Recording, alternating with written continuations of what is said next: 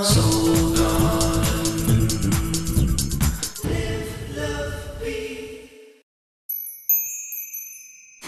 Hello Scorpios, and welcome now to Friday. How'd you like that one?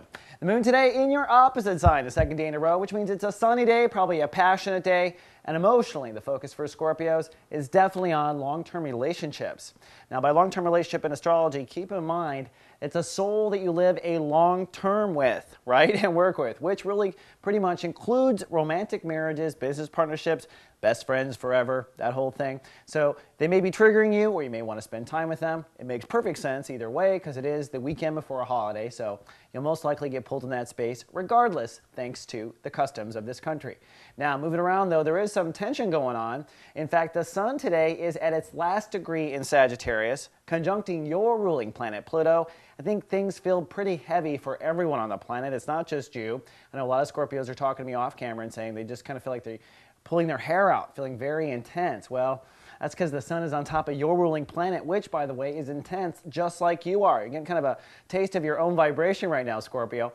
What it means for your issues is that you really are graduating these self-esteem issues. In fact, you may be feeling, in fact, in the next few days, that even though you're trying to move forward with your new value system, trying to move forward with what you deserve out of the universe, money, monetary, self-esteem, and esteem as well, you may feel that you're moving backwards in some of your philosophies, or the way you thought life would be, or moving backwards in what you were taught. That backwards feeling is kind of an illusion, really, because it's triggered by Mars retrograde in the house of philosophy and learning. And it was going to move backwards until the end of January, where it'll move forward again. So this is really another look. Don't get too worried. I don't think that area of your life will stay backwards. It's just kind of, I think, triggering us to feel differently about whatever that Sun-Pluto issue is.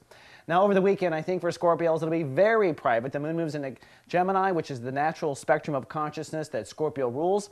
This is the 2-day period where Scorpios literally return to their private dens. All right, Scorpio, that's all I got for the weekend forecast. See you back here on Monday. Live, love, be. So